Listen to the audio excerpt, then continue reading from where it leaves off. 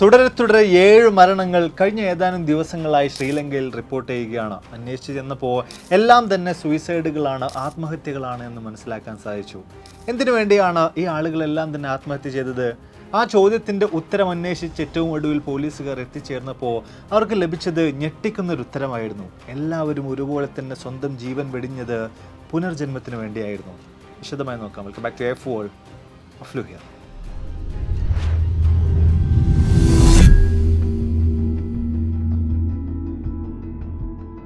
കഴിഞ്ഞ ഏതാനും ദിവസങ്ങളായി ശ്രീലങ്കയുടെ വ്യത്യസ്ത ഭാഗങ്ങളിലായി വ്യത്യസ്ത ഏജ് ഗ്രൂപ്പിലുള്ള സ്ത്രീകളും കുട്ടികളും ഉൾപ്പെടെയുള്ള 7 ആളുകളാണ് ആത്മഹത്യ ചെയ്തിട്ടുള്ളത്. അതിനുമപ്പുറം നല്ല രീതിയിൽ ബിസിനസ്സൊക്കെ ചെയ്തുകൊണ്ടിരിക്കുന്ന ഒരു ബിസിനസ്സുകാരനായിട്ടുള്ള വ്യക്തി ആത്മഹത്യാ ശ്രമവും നടത്തിയിട്ടുണ്ടായിരുന്നു. എല്ലാത്തിൻ്റെയും തുടക്കം ഡിസംബർ 28-ാം തീയതിയാണ്. അന്നേ ദിവസം രാവിലെ ശ്രീലങ്കയിലെ മക്കുംപുറ എന്ന് പറയുന്ന സ്ഥലത്തെ പോലീസ് സ്റ്റേഷനിലേക്ക് ഒരു ഫോൺ കോൾ വരികയാണ്. ഒരു വ്യക്തി മരണപ്പെട്ടിട്ടുണ്ട് എന്നതായിരുന്നു പ്രധാനമായിട്ടും വിളിച്ച ആൾക്ക് പറയാനുണ്ടായിരുന്നത്. പോലീസുകാർ അവിടെ ചെന്ന് അന്വേഷിച്ച് നോക്കുമ്പോൾ കാര്യങ്ങളെല്ലാം മനസ്സിലാക്കുമ്പോൾ അതൊരിക്കലും ഒരു സാധാരണ മരണമല്ല, അയാൾ ആത്മഹത്യ ചെയ്തതാണ് എന്ന കാര്യത്തെക്കുറിച്ച് പോലീസുകാർക്ക് മനസ്സിലാക്കാൻ സാധിക്കുകയുണ്ടായി. 46 വയസ്സ് പ്രായമുള്ള റുവാൻ പ്രസന്ന ഗുണരത്ന എന്ന പേരുള്ള വ്യക്തിയായിരുന്നു ആത്മഹത്യ ചെയ്തിട്ടുണ്ടായിരുന്നത്, സ്വന്തം ജീവൻ എടുത്തിട്ടുണ്ടായിരുന്നത്. അയാളെക്കുറിച്ച് നോക്കുകയാണെങ്കിൽ ഒരു കെമിക്കൽ ഫാക്ടറിയിൽ ജോലി ചെയ്തിരുന്ന ഒരു വ്യക്തിയായിരുന്നു അയാൾ. എന്നാൽ കഴിഞ്ഞ കുറച്ച് കാലങ്ങളായിട്ട് അയാൾ ഒരു റിലീജിയസ് ഫിലോസഫറായിട്ട് ആളുകൾക്കെല്ലാം മാർഗനിർദ്ദേശങ്ങളൊക്കെ നൽകിയിട്ട് ജീവിച്ചു വരികയായിരുന്നു. അതിനാലൊക്കെ തന്നെ അയാൾക്ക് ഒരുപാടധികം ഫോളോവേഴ്സും ഉണ്ടായിരുന്നു. ഇത്തരത്തിലുള്ള ഒരു വ്യക്തി എന്തിന് സ്വന്തം ജീവൻ എടുക്കണം, എന്തിന് ആത്മഹത്യ ചെയ്യണമെന്നത് തുടക്കത്തിൽ തന്നെ പോലീസുകാരുടെ മനസ്സിൽ വലിയൊരു ചോദ്യചിഹ്നമായി അവശേഷിച്ചിരുന്നു. എന്തൊക്കെ തന്നെയായാലും അയാളുടെ അന്ത്യകർമ്മങ്ങളെല്ലാം തന്നെ നിർവഹിക്കപ്പെടുന്നുണ്ട്. 2 ദിവസങ്ങൾ പിന്നിടുന്നുണ്ട്. പോലീസുകാർക്ക് വീണ്ടും മറ്റൊരു ഞെട്ടിക്കുന്ന വാർത്ത കേൾക്കാൻ സാധിക്കുകയാണ്. ഇപ്രാവശ്യം 35 വയസ്സ് പ്രായമുള്ള സ്ത്രീയും അവരുടെ 9, 8, 7 വയസ്സ് പ്രായങ്ങളിലുള്ള മക്കളും മരണപ്പെട്ടു എന്ന വാർത്തയായിരുന്നു ഇത്. അവിടെയും പോലീസുകാർ അന്വേഷിച്ച് ചെല്ലുമ്പോൾ അതും വെറും ഒരു മരണമല്ല, അതും ആത്മഹത്യകൾ തന്നെയാണ്, വിഷം കഴിച്ചാണ് എല്ലാവരും മരിച്ചിട്ടുള്ളതെന്ന കാര്യത്തെക്കുറിച്ച് പോലീസുകാർക്ക് മനസ്സിലാക്കാൻ സാധിച്ചു. അതിലുപരി മുൻപ് മരണപ്പെട്ടിട്ടുണ്ടായിരുന്ന ഗുണരത്നയുടെ ഭാര്യയും 3 മക്കളുമാണ് ഇപ്രാവശ്യം ആത്മഹത്യ ചെയ്തിട്ടുള്ളതെന്ന കാര്യത്തെക്കുറിച്ച് പോലീസുകാർക്ക് മനസ്സിലാക്കാൻ സാധിക്കുകയുണ്ടായി. ഈ കുട്ടികൾക്കെല്ലാം വിഷം നൽകിയതിന് ശേഷം ഗുണരത്നയുടെ ഭാര്യയും വിഷം കഴിച്ച് ആത്മഹത്യ ചെയ്യുകയായിരുന്നു. വലിയ തരത്തിൽ തന്നെ പോലീസുകാരെ കുഴപ്പിക്കുന്ന ഒരു കേസായിട്ട് ഇത് പതിയെ മാറി വരുന്നുണ്ട്. എന്തിനിവരെല്ലാം ആത്മഹത്യ ചെയ്യുന്നു എന്നത് വലിയ ചോദ്യചിഹ്നമായിട്ട് പിന്നെയും അവരുടെ എല്ലാം മനസ്സിലേക്ക് കയറി വരുന്നുണ്ട്. ആദ്യഘട്ടങ്ങളിലെല്ലാം പോലീസുകാർ വിചാരിച്ച ഒരു കാര്യം, ഗൃഹനാഥനായിട്ടുള്ള വ്യക്തി മരണപ്പെട്ടു, അതിനാലായിരിക്കാം ഒരു പക്ഷേ കുടുംബത്തിലുള്ള ബാക്കി അംഗങ്ങളെല്ലാം തന്നെ ആത്മഹത്യ ചെയ്തിട്ടുള്ളത്. ഈ കുഞ്ഞുങ്ങളെല്ലാം തന്നെ നോക്കി വളർത്താൻ കഴിയില്ല എന്ന് തോന്നിയതിനാലായിരിക്കാം ഒരു പക്ഷേ ഗുണരത്നയുടെ ഭാര്യ ഇത്തരം ഒരു കടുങ്കൈ ചെയ്തിട്ടുള്ളത് എന്ന നിലക്കായിരുന്നു. പക്ഷെ ഒന്നും ഇവിടം കൊണ്ടും അവസാനിച്ചില്ല. അതേ ഒരു ദിവസം തന്നെ ഡിസംബർ 31-ാം തീയതി തന്നെ 2 മരണങ്ങൾ കൂടെ സംഭവിക്കുകയാണ്. ഈ 2ഉം ആത്മഹത്യകൾ തന്നെയായിരുന്നു. ഒന്ന് 21 വയസ്സ് പ്രായമുള്ളൊരു കോളേജിൽ പഠിക്കുന്ന ഒരു വിദ്യാർത്ഥിനിയുടേതായിരുന്നു. യാക്കല എന്ന് പറയുന്ന ശ്രീലങ്കയിലെ പ്രദേശത്ത് വെച്ചുകൊണ്ടാണ് അവർ ഇത്തരത്തിൽ വിഷം കഴിച്ച് മരണപ്പെട്ടിട്ടുണ്ടായിരുന്നത്. മറ്റത് 34 വയസ്സ് പ്രായമുള്ള ഒരു വ്യക്തിയുടേതാണ്. തിവോൾപുര എന്ന് പറയുന്ന ശ്രീലങ്കയുടെ പ്രദേശത്ത് അവിടെ ഒരു ഹോട്ടലിൽ ഇയാൾ ചെക്ക് ഇൻ ചെയ്യുകയുണ്ടായി. അതിനുശേഷം 6 മണിക്ക് താൻ ചെക്കൗട്ട് ചെയ്യുന്നുള്ള നിലയിലായിരുന്നു റിസപ്ഷനിൽ അയാൾ പറഞ്ഞിട്ടുണ്ടായിരുന്നത്. പക്ഷേ 6 മണി കഴിഞ്ഞിട്ടും അയാളെ വിളിച്ചിട്ടൊന്നും കിട്ടാതായതോട് കൂടിയിട്ട് കഥകിൽ പോയിട്ട് റിസപ്ഷനിൽ അല്ലെങ്കിൽ ആ ഹോട്ടലിലെ അധികൃതർ തട്ടുന്നുണ്ട്. പക്ഷേ യാതൊരു വിധത്തിലുള്ള റെസ്പോൺസും അവർക്ക് കേൾക്കാൻ കഴിയാതെ വന്നതോട് കൂടിയിട്ട് ഏറെക്കുറെ 8 മണിയോടുകൂടി ഇയാൾ താമസിച്ചിരുന്ന ആ മുറിയുടെ വാതിൽ പൊളിച്ചകത്ത് കിടക്കുമ്പോഴാണ് മുറിക്കകത്ത് ആ വ്യക്തി മരണപ്പെട്ട് കിടക്കുന്നതായിട്ട്, വിഷം കഴിച്ച് മരിച്ചു കിടക്കുന്നതായിട്ട് അവർക്ക് കാണാൻ സാധിച്ചിട്ടുള്ളത്.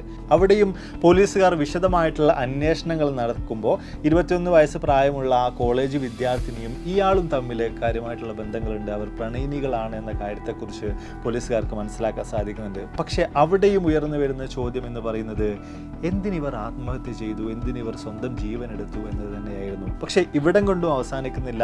ഈ കാര്യങ്ങളെല്ലാം തന്നെ ശ്രീലങ്കയുടെ ഒരു ഭാഗത്താണ് നടക്കുന്നതെങ്കിൽ ഇവിടെ നിന്നും ഏറെക്കുറെ 200ഓളം കിലോമീറ്റർ മാറിയിട്ട് ശ്രീലങ്കയുടെ വടക്ക് ഭാഗത്തായിട്ട് വളരെയധികം നല്ല രീതിയിൽ ബിസിനസ്സും കാര്യങ്ങളൊക്കെ ആയിട്ട് പോയിക്കൊണ്ടിരിക്കുന്ന ഒരു വ്യക്തി കൂടെ ഇതുപോലെ തന്നെ വിഷം കഴിച്ച് ആത്മഹത്യ ചെയ്യാൻ വേണ്ടി ശ്രമിക്കുകയാണ്. പക്ഷേ അയാളുടെ ഭാഗ്യം കൊണ്ട് ആ ഫാമിലി മെമ്പേഴ്സ് കാര്യങ്ങളൊക്കെ കാണുകയാണ്, അയാൾ എത്രയും പെട്ടെന്ന് തന്നെ ഹോസ്പിറ്റലിൽ എത്തിക്കുകയാണ്.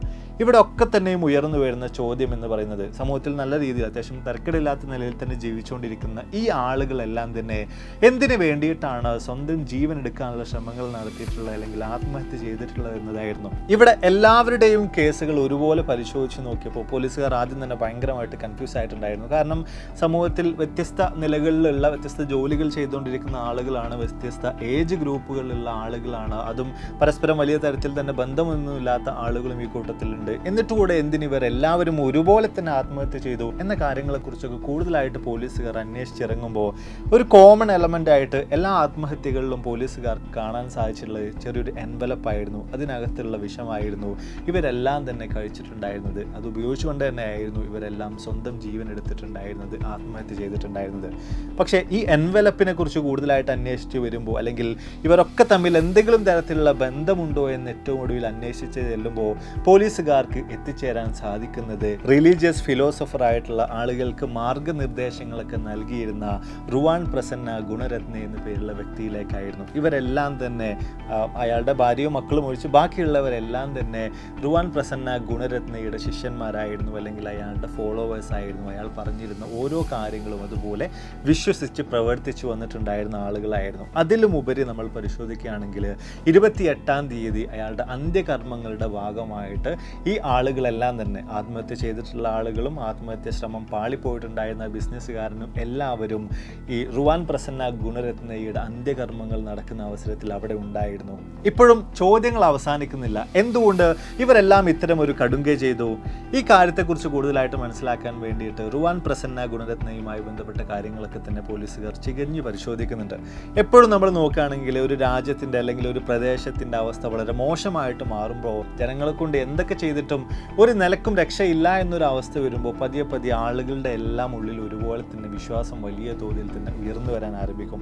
ഏറ്റവും ഒടുവിൽ അവസാനം ഇനി ദൈവം തന്നെ ബാക്കിയുള്ളൂ, അല്ലെങ്കിൽ ദൈവം തന്നെ ശരണം എന്നുള്ള നിലയിലേക്ക് ആളുകളൊക്കെ ഒരുപോലെ തന്നെ എത്തിച്ചേരും. തീർച്ചയായിട്ടും നമ്മൾ പോലും പലപ്പോഴും അങ്ങനെയുള്ള പല സിറ്റുവേഷനിലേക്കും എത്തിയിട്ടുണ്ടാകും. എല്ലാം അവസാനിച്ചു, എല്ലാം കൂടി നമ്മൾ ലോക്കായിട്ട് നിൽക്കുമ്പോൾ ഏറ്റവും ഒടുവിൽ നമ്മളൊക്കെ തന്നെ അഭയമായിട്ട് ദൈവത്തെ തന്നെയാണ് വിളിക്കാറുള്ളത്. ഇത് ആരാണെങ്കിലും ഏറ്റവും ഒടുവിൽ അങ്ങനെ ഒരു അവസ്ഥയിലേക്ക് എത്തിച്ചേരും. പക്ഷേ ഇങ്ങനെയുള്ള സാഹചര്യത്തിൽ പലപ്പോഴും പലയിടങ്ങളിലും പല നേതാക്കളും ഉയർന്നു വരാറുണ്ട്. പല മത നേതാക്കൾ അല്ലെങ്കിൽ റിലീജിയസ് ഫിലോസഫേഴ്സ് ആയിട്ടുള്ള ആളുകളൊക്കെ തന്നെ ഉയർന്നു വരാറുണ്ട്. സ്വാഭാവികമായിട്ടും നാടിൻ്റെയും ഒക്കെ അവസ്ഥ ഇത്തരത്തിൽ മോശമായതുകൊണ്ട് അവർ പറയുന്ന ഓരോ കാര്യങ്ങളും ഈ പാവപ്പെട്ട സാധാരണക്കാരായിട്ടുള്ള ആളുകൾ അതുപോലെ തന്നെ വിഴുങ്ങാൻ ആരംഭിക്കും, അതുപോലെ വിശ്വസിച്ച് ഓരോ കാര്യങ്ങളും ചെയ്യാൻ ആരംഭിക്കും. പക്ഷേ ഇവിടെയൊക്കെ സംഭവിക്കുന്നത് എന്താ വെച്ച് കഴിഞ്ഞാൽ, ഇത്തരത്തിലുള്ള ചില നേതാക്കളൊക്കെ തന്നെയും ഈ ആളുകളെ മുഴുവനും വഴിതെറ്റിക്കും, അല്ലെങ്കിൽ തെറ്റായ നിലയിലേക്ക് അല്ലെങ്കിൽ തെറ്റായ ദിശയിലേക്ക് ഈ പാവപ്പെട്ട ആളുകളൊക്കെ തന്നെ കൊണ്ടെത്തിക്കും.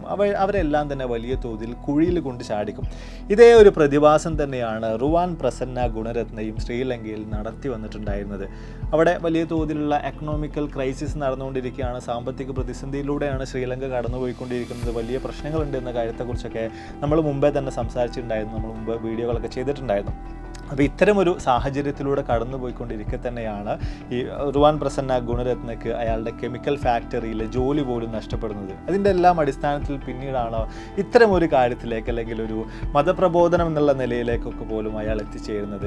പിന്നീട് പതിയെ പതിയെ അയാൾക്ക് ഫോളോവേഴ്സ് അല്ലെങ്കിൽ അയാളെ പിന്തുടരുന്ന ആളുകളുടെ എണ്ണവും കൂടി വരികയായിരുന്നു. ഗുണരത്നയാകട്ടെ വ്യത്യസ്ത തരത്തിൽ മതത്തെക്കുറിച്ചും സ്വർഗത്തെക്കുറിച്ചും അതിലേക്കുള്ള യാത്രയെക്കുറിച്ചൊക്കെ വിശദമായിട്ട് പഠിക്കുന്നുണ്ട്. അതിനടിസ്ഥാനത്തിൽ അയാൾ സ്വന്തമായിട്ടൊരു തിയറി കൂടെ എടുക്കുന്നുണ്ട്. നമ്മൾ സ്വർഗത്തിലേക്ക് ചെന്ന് കഴിഞ്ഞാൽ പിന്നീട് അവിടെ നിന്ന് നമുക്ക് ഇഷ്ടമുള്ള സ്ഥലത്ത് പുനർജനിക്കാൻ സാധിക്കുന്നതായിരിക്കും. പക്ഷേ മരണപ്പെട്ട് കഴിഞ്ഞാൽ മാത്രമേ നമുക്ക് സ്വർഗത്തിലേക്ക് എത്തിച്ചേരാൻ സാധിക്കുകയുള്ളൂ. അങ്ങനെ ഇരിക്കെ ഇത്രയും കാലം നരകയാതനകൾ അനുഭവിച്ചുകൊണ്ട്, ഒരുപാട് കഷ്ടതകൾ അനുഭവിച്ചുകൊണ്ട് നമ്മളങ്ങനെ ജീവിക്കേണ്ട ആവശ്യങ്ങളൊന്നുമില്ല. അതിന് പകരമായിട്ട് നമ്മുടെ ഉള്ള ജീവൻ വെടിഞ്ഞുകൊണ്ട് നമുക്ക് വേണമെങ്കിൽ പെട്ടെന്ന് തന്നെ സ്വർഗത്തിലേക്ക് എത്തിച്ചേരാം. അതിനുശേഷം നമുക്ക് ഇഷ്ടപ്പെട്ട ഏതൊരു രാജ്യത്ത് വേണമെങ്കിലും നമുക്ക് പുനർജനിക്കാൻ സാധിക്കുന്നതായിരിക്കും. ഇങ്ങനെയുള്ള ഒരു തിയറികളിലേക്ക് അയാൾ എത്തിച്ചേരുന്നുണ്ട്. ഇതേ ഒരു കാര്യം അയാളെ പിന്തുടരുന്ന ആളുകളിലേക്ക് അയാൾ പ്രചരിപ്പിക്കുന്നുണ്ട്. ഇതിൻ്റെ എല്ലാം അനന്തര ഫലമായിട്ട്, അല്ലെങ്കിൽ ഏറ്റവും അവസാനത്തെ സ്റ്റെപ്പായിട്ട് തന്നെയാണ് ഇക്കഴിഞ്ഞ ഡിസംബർ 28-ാം തീയതി ഗുണരത്നെ വിഷം കഴിച്ചുകൊണ്ട് സ്വന്തം ജീവൻ വെടിഞ്ഞിട്ടുണ്ടായിരുന്നത്. അയാൾ ഈ കെമിക്കൽ ഫാക്ടറിയിലൊക്കെ ജോലി ചെയ്തിട്ടുണ്ടായിരുന്നതിനാൽ തന്നെ കെമിക്കൽസുമായി ബന്ധപ്പെട്ടുകൊണ്ട് വലിയ അറിവ് അയാൾക്കുണ്ട്. ഒരുപക്ഷെ സയനൈഡ് തന്നെ ആയിരിക്കാം അയാൾ കഴിച്ചിട്ടുണ്ടാകുക എന്നൊക്കെ പറയുന്ന തരത്തിലുള്ള വാർത്തകളൊക്കെ തന്നെ നമുക്ക് കാണാൻ സാധിക്കുന്നുണ്ട്. മാത്രവുമല്ല അയാളുടെ അതേ പാത പിന്തുടർന്നിട്ടുണ്ടായിരുന്ന ആളുകൾ തന്നെയായിരുന്നു പിന്നീടുള്ള ദിവസങ്ങളിലായിട്ട് സ്വന്തം ജീവൻ വെടിഞ്ഞിട്ടുണ്ടായിരുന്നത്, അഥവാ സ്വർഗത്തിലേക്ക് പെട്ടെന്ന് എത്താൻ വേണ്ടിയിട്ട്, അതിനുശേഷം അവിടെ നിന്ന് വല്ല കാനഡയിലോ അമേരിക്കയിലോ ഒക്കെ പുനർജനിക്കുന്നതിന് വേണ്ടിയിട്ട് സ്വന്തം ജീവൻ വെടിഞ്ഞിട്ടുണ്ടായിരുന്നു എന്ന കാര്യങ്ങളിലേക്കാണ്, എന്ന കൺക്ലൂഷനിലേക്കാണ് ഏറ്റവും ഒടുവിൽ പോലീസുകാർക്ക് എത്തിച്ചേരാൻ സാധിച്ചിട്ടുണ്ടായിരുന്നത്. ഈ മരണപ്പെട്ട ആളുകളുടെ അടുത്തൊക്കെ ഉണ്ടായിരുന്ന വിഷമുണ്ടായിരുന്ന ഒരു എൻവലപ്പ് ഏറെക്കുറെ സെയിം ആയിരുന്നു, അതിനകത്ത് ഉണ്ടായിരുന്ന വിഷപദാർത്ഥം ഏറെക്കുറെ സെയിം ആയിരുന്നു എന്ന നിലയിലൊക്കെയാണ് വാർത്തകളിൽ നിന്ന് നമുക്ക് മനസ്സിലാക്കാൻ സാധിക്കുന്നത്. പക്ഷേ ഇവിടെയും ഉയർന്നു വരുന്ന മറ്റൊരു ചോദ്യം എന്ന് പറയുന്നത്, എങ്ങനെ ഈ ആളുകളിലേക്കെല്ലാം തന്നെ ഇത്തരത്തിൽ ഈ വിഷമടങ്ങുന്ന എൻവലപ്പ് എത്തി? ഗുണരത്നം മരണപ്പെട്ട അയാളുടെ അന്ത്യകർമ്മങ്ങളുടെ ആ സമയത്ത് വെച്ചുകൊണ്ട് ആളുകൾക്കെല്ലാം വിതരണം ചെയ്തതായിരുന്നു, അതോ പിന്നീട് ഈ ആളുകൾക്കെല്ലാം പോസ്റ്റ് വഴി ലഭിച്ചതായിരുന്നു?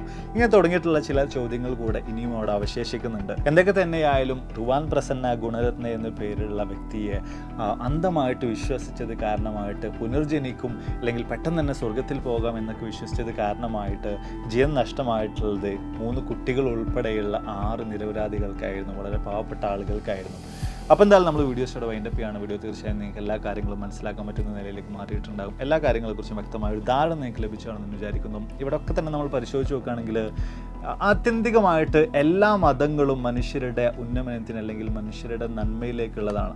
പക്ഷേ അവിടെ ഇത്തരത്തിലുള്ള ചില ആളുകളൊക്കെ കടന്നു വരുന്നു, അതിൽ ചില കൈകടത്തലുകൾ നടത്തുന്നു, അവരുടെ നേട്ടങ്ങൾക്ക് വേണ്ടി പലതും ചെയ്തു കൂട്ടുന്നു. അങ്ങനെയൊക്കെ വരുമ്പോഴാണ് ഇത്തരത്തിലുള്ള പല വലിയ വലിയ പ്രശ്നങ്ങൾ പലപ്പോഴായിട്ട് ഈ കാര്യങ്ങളിലെല്ലാം തന്നെ സംഭവിച്ചുകൊണ്ടിരിക്കുന്നത്, അല്ലെങ്കിൽ സമൂഹത്തിൽ നിരന്തരമായിട്ട് സംഭവിച്ചുകൊണ്ടിരിക്കുന്നത്.